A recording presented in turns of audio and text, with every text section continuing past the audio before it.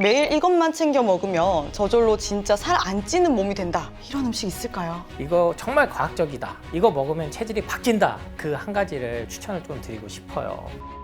약국이나 편의점에서도 지금 파는데 지방을 태우는 속도, 즉 지방 산화율을 꽤나 높여주는 측면이 있고요. 5달 만에 12kg를 빼셨습니다.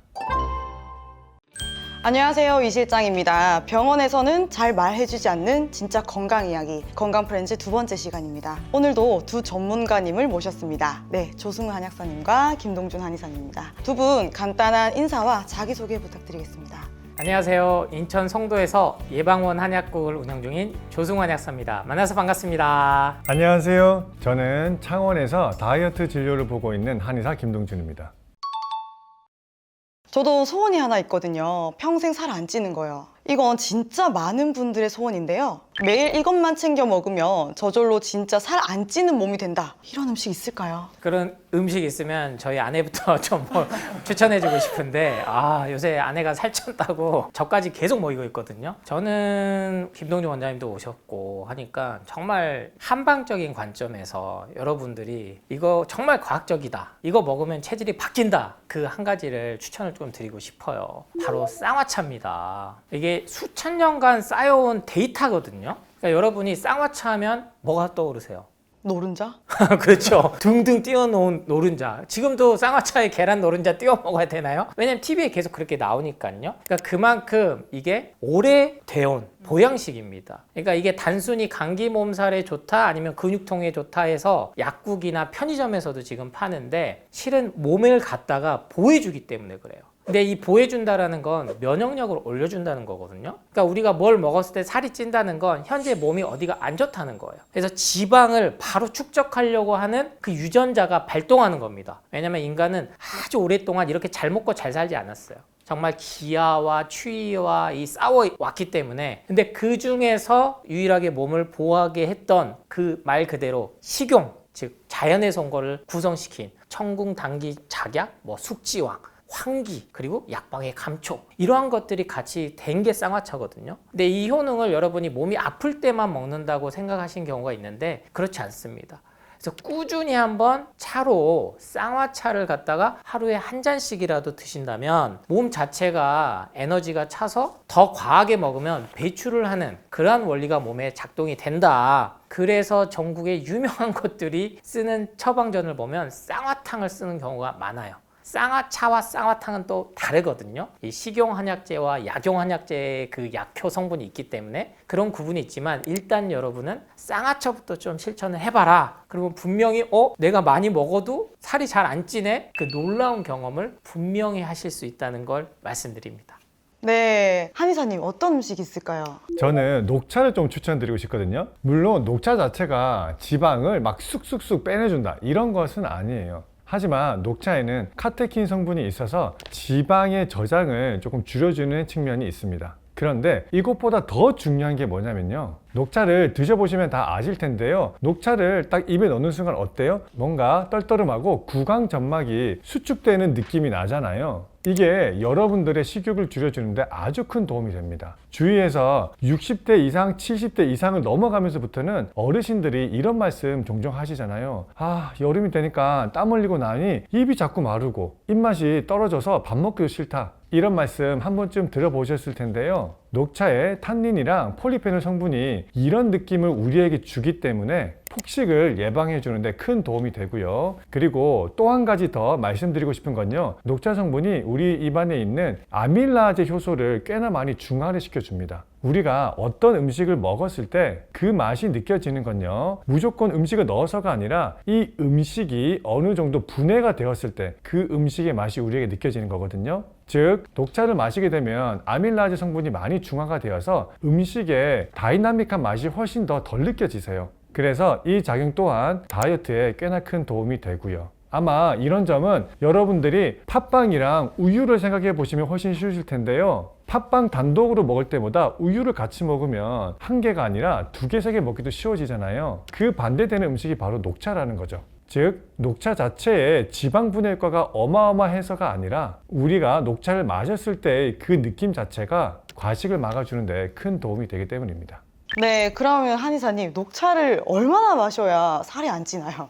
우선 위장이 튼튼하고 특별히 문제가 없으신 분들이라면 자유롭게 드셔도 되지만 처음 녹차를 드실 때에는 오전에 150, 오후에 150ml 이하 정도를 추천드려요. 그리고 간혹 녹차를 드셨을 때 속이 좀 아리다라고 말씀하신 분들이 있거든요. 이런 분들은 조금 따뜻하게 드시면 훨씬 더 쉽게 접근하실 수 있습니다. 그럼 한약사님, 아까 말씀하신 쌍화차를 매일 드셨을 때 정말로 살이 안 쪘던 그런 몸으로 바뀌신 분의 사례가 있을까요?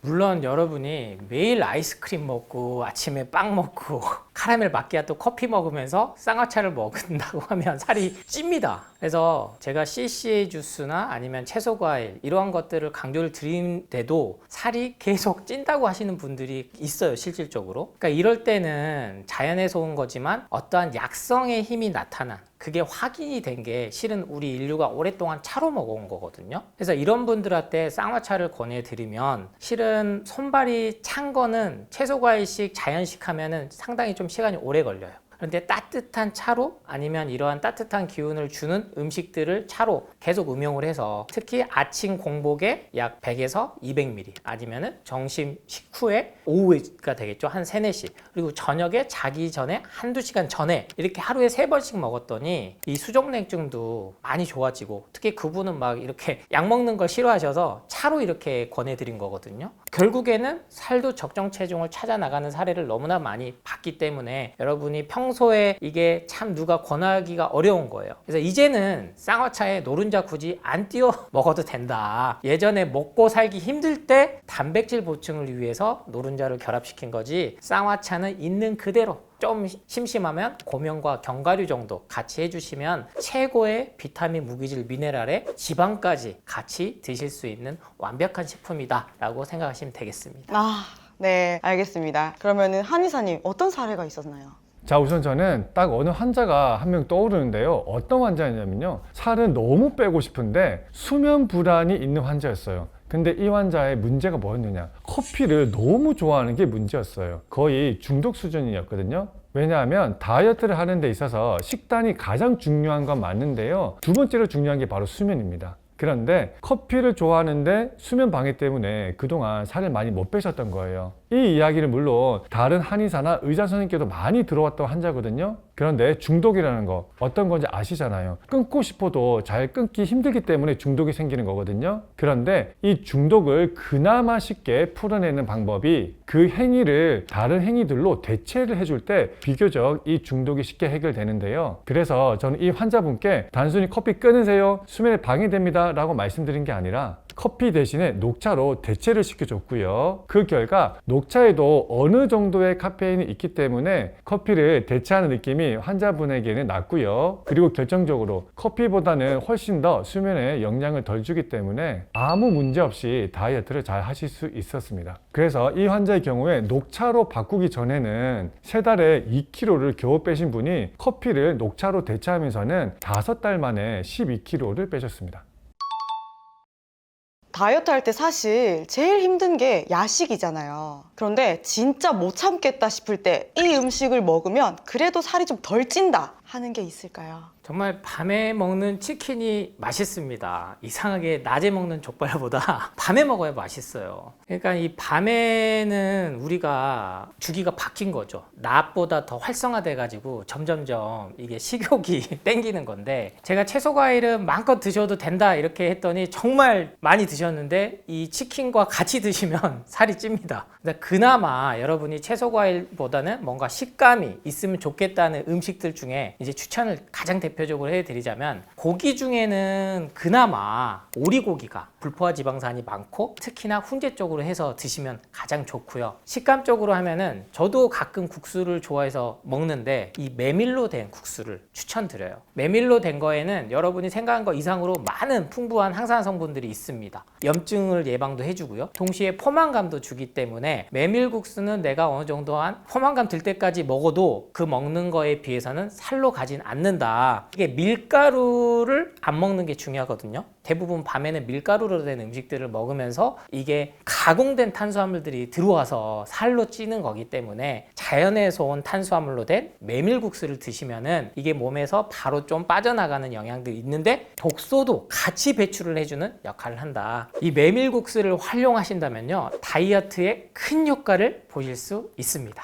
네, 김동준 한의사님 어떤 음식을 먹으면 그나마 살이 덜 찔까요? 우선 야식으로 가장 피하셔야 될 것은 탄수화물을 많이 드시는 식단이에요. 그래서 야식으로 제가 추천드리고 싶은 것은 풍부한 단백질과 좋은 지방이 있는 연어를 추천드리고 싶습니다. 자, 우선 지방은 종류마다 다이어트에 도움이 되는 지방이 있고요, 다이어트에 도움이 안 되는 지방이 있거든요. 그러면 다이어트에 도움이 되는 지방은 무엇이냐? 두 개입니다. 우선 단일 불포화 지방산이고요, 그리고 또 하나는 다중 불포화 지방산 중에서도 오메가6가 아니라 오메가3입니다. 그런데 연어에는 오메가3가 풍부하게 들어가 있기 때문에 지방을 태우는 속도, 즉 지방 산화율을 꽤나 높여주는 측면이 있고요. 그리고 다이어트를 하다 보면 체력이 떨어진다거나 근손실을 겪는 경우가 있잖아요. 그런데 연어에는 단백질도 풍부하기 때문에 이러한 점을 훌륭하게 보완해 줄 수 있습니다. 그럼 그 연어를 어떻게 먹으면 좋을까요? 자, 가장 좋은 방법은요, 그냥 회 형태로 드시는 게 좋은데요. 근데 여기서 주의하셔야 될 점이 초장에 찍어서 드시기 시작하면 엄청난 양을 먹기가 쉬워지거든요. 그래서 되도록이면 와사비랑 드시거나 올리브유 정도를 곁들여서 드시는 것을 추천드려요. 제가 정말 궁금한 게 있는데요. 왜 그 먹방 유튜버 찌양님을 보면 그 라면을 막 수십 개씩 드시고 그러시거든요. 그런데도 살이 잘 안 찌시더라고요. 이게 전 너무 부럽던데 가능한 일인가요? 자, 우선 저는 두 가지 차이점을 설명드리고 싶은데요. 자, 우선 저는 MC님께 이 질문을 한번 드려보고 싶은데요. 우리 MC님은 라면 20개 한꺼번에 드실 수 있으세요? 아니요, 못 먹죠. 그쵸. 첫 번째는 이런 먹방 유튜버 분들과 저희 사이에는 유전적 차이가 있습니다. 구체적으로는 같은 양을 먹었다 하더라도 그 대사 속도나 흡수율, 지방으로 저장되는 양 자체가 다르다는 점이고요. 두 번째는 영상에 비춰지는 모습과는 다르게 수면 패턴, 영상 찍을 때 이외의 식습관, 그리고 스트레스 관리, 운동 등은 라면 20개를 먹고도 살이 찌지 않는 패턴으로 주위 환경들이 다 짜여져 있다는 점이에요. 실제로 저희 한의원에 먹방 유튜브 가운데 한 분이 오신 적도 있거든요. 그분이 왜 오셨냐면요, 이런 먹방을 찍는 촬영 이외에 다른 생활이 무너지면서 실제로 계속 많이 먹으니까 살이 쪄서 저에게 도움을 요청하러 오신 분들이었습니다. 물론 유전적 차이도 있지만 관리가 안 된 채로 계속 먹다 보면 누구나 살이 찐다는 사실을 좀 기억하셨으면 좋겠네요. 네, 그럼 조승환 한약사님, 이게 가능한 일일까요?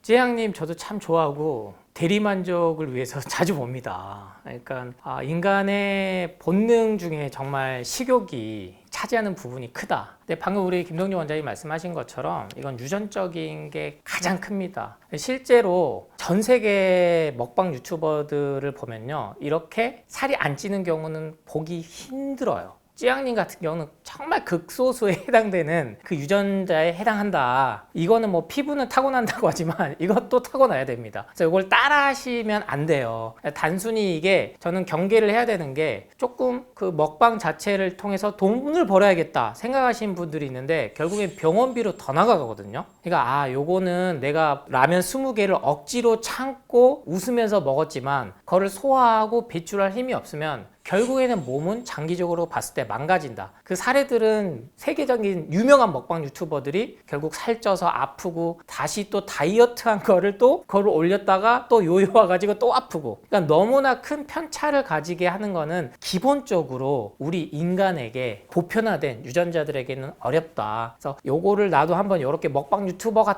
봐야지 라고 생각하시는 꿈나무들이 있다면 저는 극구 좀 말리고 싶고, 결국에는 즐겁게 하지 않는 이상은 스트레스 받으면서 할 때는 반드시 몸에 데미지가 온다는 걸 기억해 주셨으면 좋겠습니다. 최근 다이어트에 대한 관심이 높아지면서 다이어트 강박에 대한 이슈도 커지고 있거든요. 한약사님은 이런 다이어트 강박에 대한 사례 어떤 게 있었을까요? 맞습니다. 이 강박과 집착에서 결국에는 좀 벗어나야 된다. 제가 이렇게 10년 넘게 제 몸도 쪄봤다가 빼봤다가 많은 상담을 하면서 느꼈던 거는, 결론은 마음이 편해야 된다는 거예요. 살을 빼야 된다, 반대로 살이 쪄야 된다 하시는 분도 많거든요. 그럼 결국에는 가장 극심한 극단적인 사례는, 최고로 안 좋은 건 몸은 살은 빠졌지만 우울과 무기력감이 생기는 겁니다. 그래서 다이어트는 결국에는 이 강박과 집착으로 와서 그러니까 누가 봐도 예뻐요. 그리고 날씬해요. 근데 본인은 만족을 못하는 거예요. 그래서 계속 폭식증, 거식증 반복하게 되고 결국에는 스스로 너무나 부정적인 기운에 사무치게 된다. 그래서 여러분들이 다이어트라는 거는 결국엔 가장 중요한 건 건강을 회복해야 된다는 거. 근데 이 건강은 몸뿐만 아니라 마음에 괴로움이 없는 상태여야 된다. 그래서 내가 누가 봐도 저 사람 좀 풍채가 좋네 아니면 배가 나왔네 이렇게 얘기를 하더라도 내가 행복하면 된다는 거예요. 그래서 칼로리에서도 벗어나야 되고 식단을 하루에 몇 끼를 먹어야 되냐 몇 시에 먹어야 되냐 전 채소간식 할 때도 본인의 상황에 맞춰서 하셔야 된다. 그게 가장 중요하다라는 말씀을 가장 드리기 때문에 결국에는 마음의 병에서 마음의 그 괴로움에서 벗어나는 게 가장 여러분이 기억하셔야 되는 거다라고 강조를 드립니다. 네, 그러면 한의사님, 다이어트 강박에 대한 환자분 사례 좀 있었나요? 네, 이런 사례는 굉장히 많은데요. 제가 이번에 소개해드리고 싶은 사례는 두 부부가 손을 잡고 들어온 케이스였어요. 이제 환자는 아내분이셨거든요. 진료실 문을 열고 들어올 때는 80kg셨는데요. 그 전에는 165cm에 56kg였다고 했어요. 이게 어떤 사례냐면요. 본래는 165cm에 56kg였는데 평소에도 50kg까지 빼고 싶어 하던 분이셨거든요. 그런데 남편분이 장기로 해외 출장을 가게 되면서 집안일에 육아, 직장 스트레스까지 겹치면서 이분이 60kg까지 쪘던 거예요. 그런데 56kg일 때도 있었던 다이어트 강박이 60kg가 되고 나니까 더 심해져서 이분이 선택하신 게 뭐냐면요. 수면을 줄이면서 운동을 하기 시작한 겁니다. 그런데 수면을 줄이니까 운동을 해봤자 살도 빠지지 않았고 그보다 더 큰 문제는 수면을 줄이고 나니까 다음날에 아이들한테 막 짜증을 냈다라는 거죠. 그리고 짜증내고 나면 몰려오는 게 아이들에 대한 미안함과 죄책감이잖아요. 이것이 다시 스트레스가 되어서 폭식을 이어나가서 80kg가 되어서 저를 찾아왔던 케이스예요. 아까 우리 조승호 한의사님도 말씀하셨지만 살을 뺀다라고 하는 것은 삶 전체가 어느 정도는 바뀌어야 되는 것들이거든요. 그래서 내 삶이 훼손될 정도로 어떤 행위를 하면서 다이어트 하시는 거는 저는 꼭 좀 말리고 싶습니다. 네, 오늘 이렇게 두 분께서 다이어트에 좋은 물과 그리고 야식으로 먹으면 그나마 좋은 음식에 대해서 말씀해 주셨는데요. 꼭 실천하셔서 살 안 찌는 체질로 변하셨으면 좋겠습니다.